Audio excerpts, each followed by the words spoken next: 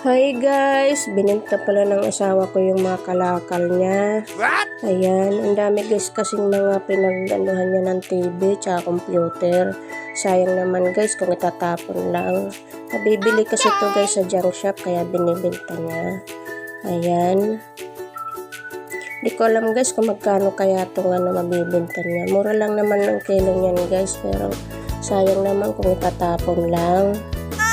Ganun lang pambili ng ng pang-ulam. Ayan guys, umalis na pala siya para patimbang niya na. Ayan.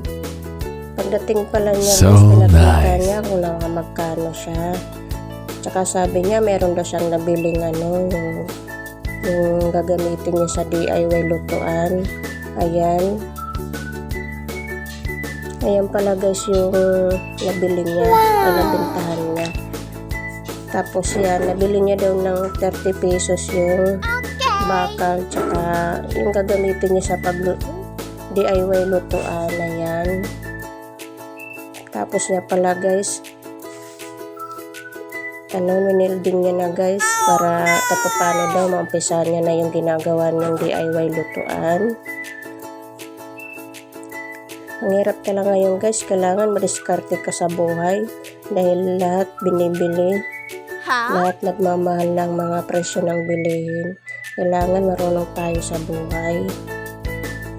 Ayan, winilding niya lang guys. Ayan. Tapos niya winilding. Parang pinagdikit niya lang yan guys, yung parang bakal.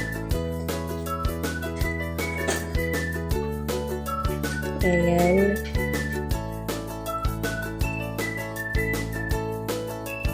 Ito pala yung resulta nung ginawa niya. Hindi pa final yan guys. Meron pa daw siyang lalagay dyan. Parang trial pa lang yan.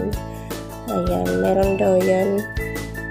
Yan yung langis. Tapos may parang panghangin daw. Tapos meron siyang... Kung siya hanggang dito na lang guys, please follow and share. Ayan, para ma-update po kayo sa final na DIY lutuan na gagawin ng asawa ko guys. Salamat, bye!